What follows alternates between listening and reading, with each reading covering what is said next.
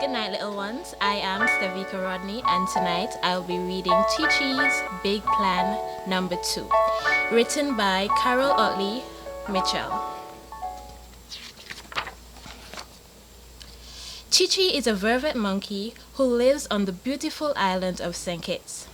He lives with his 7 sisters and brothers.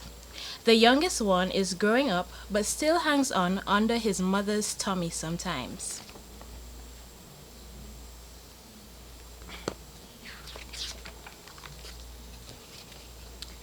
One day, quite by accident, Chee and his younger brother John discovered a wonderful abandoned garden full of fruits of every kind.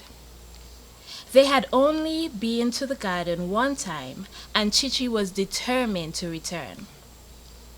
He imagined he and his brothers swinging through the fruit trees, eating whatever they liked.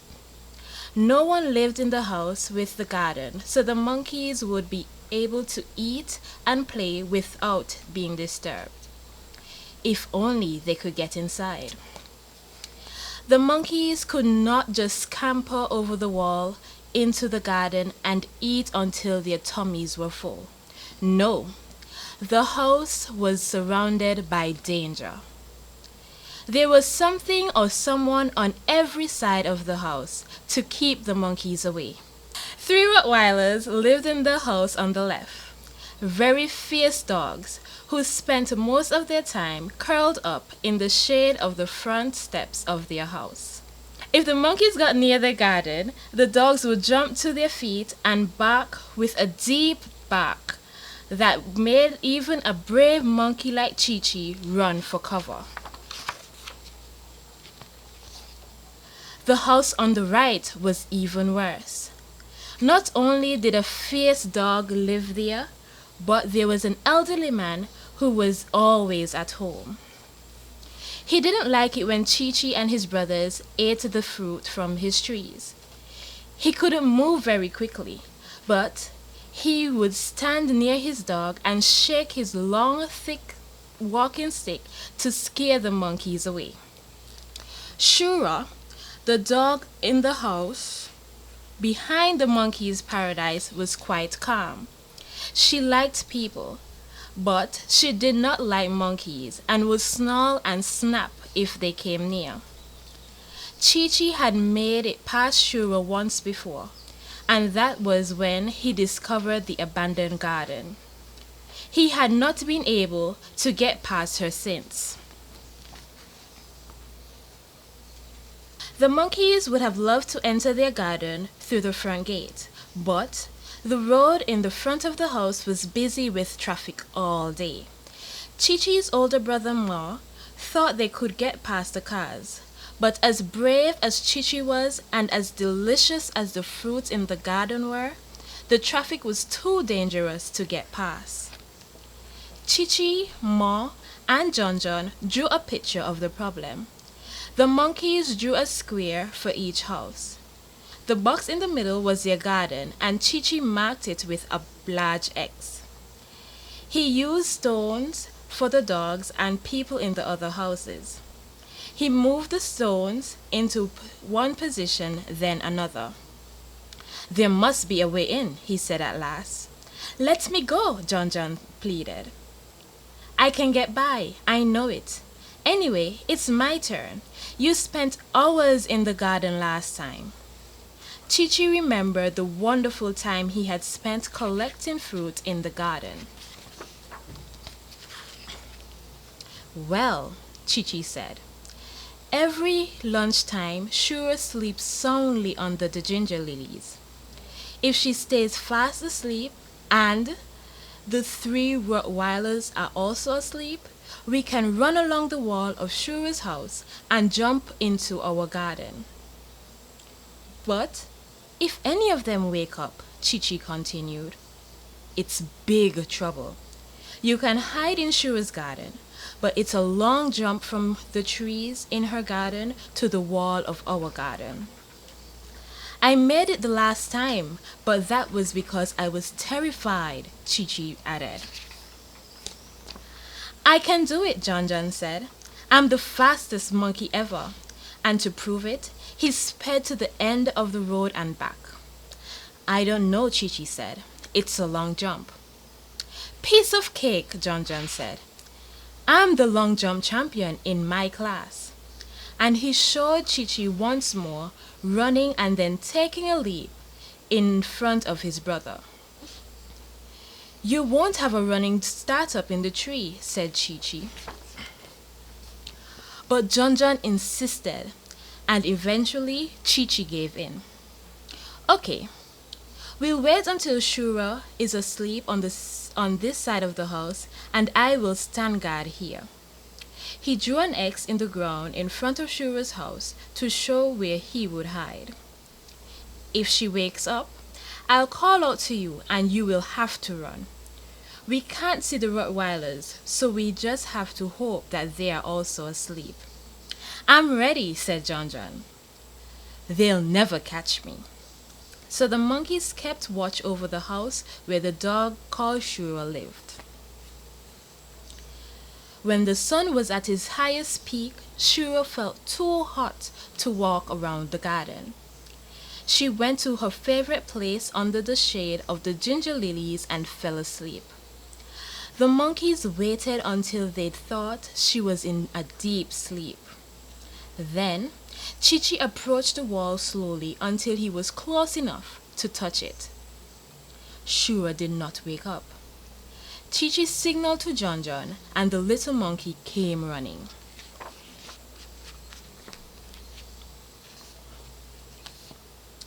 John climbed up onto the wall and ran along it towards the back of the house. Halfway there, he stopped.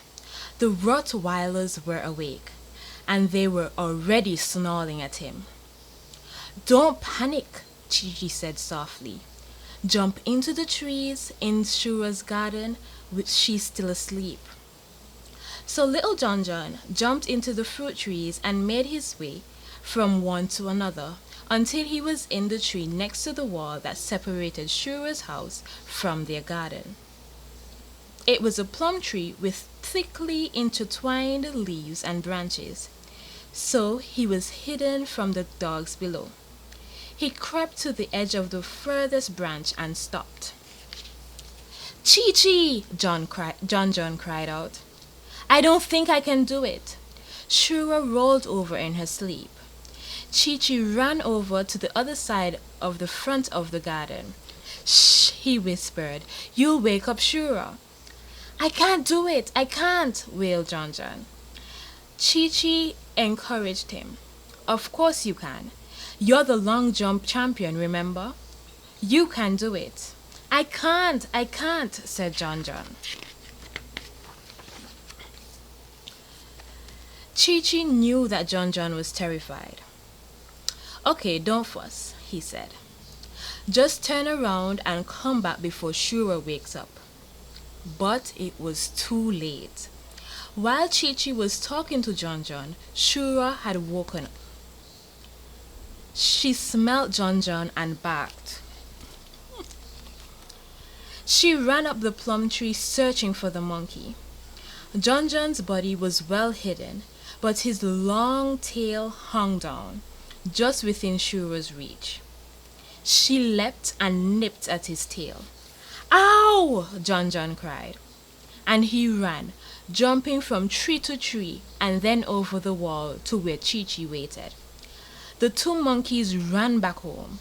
John's father wrapped leaves around his tail to soothe the cut from Shura's bite.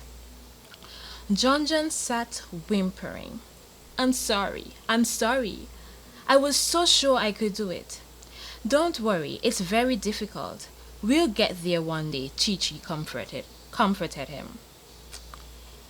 She wouldn't have caught me if my tail had not been hanging down. That's the only reason she saw me, said John. He looked at his tail sadly. Chee jumped up and shouted, That's it! John, you got it! You found the answer. John looked puzzled, but he was pleased that he helped his big brother. Chee said to Ma, I have a plan. Come with me. The two older monkeys left John John nursing his tail and went back to the drawing that Chee had made in the dirt. Chee quickly explained his plan. Ma thought about it and then agreed. Yes, if we move quickly, it just might work. Ma thought a bit more and then he said, I'll go this time. I'm bigger than both you and John John, and if I have to jump from the tree to the wall, I just might make it. The monkeys went to a plot of land where a new house was being built and found a piece of rope about 2 feet long in a coil on the ground. The monkeys picked up the rope. We'll bring it back soon, Chee said to Ma, who did not like taking something that did not belong to them. They ran back to Shura's house. Ma held the rope tightly in his arms. Shura was still awake and alert. She started barking as soon as she heard the monkeys coming. Ma leapt bravely onto the wall with the rope in his mouth. He leapt from tree to tree until he got to the plum tree. Shura also went to the plum tree. She ran in circles, jumping, barking, because she could smell the monkey in the tree, but she couldn't see him. Ma tied the rope to a branch and let it hang down until it was just out of Shura's reach. The rope looked and smelled like a monkey's tail. Shura jumped at the rope, barking angrily and trying to bite it, but try as she might, she could not reach it. Shura was so busy trying to bite the rope, she didn't see Ma slink into a nearby tree, down the trunk, across the lawn, and over the wall into the abandoned garden. He ate to his heart's content and gathered fruit to carry home for his family. I hope you enjoyed the story. Come back tomorrow for another one. Good night, Montserrat.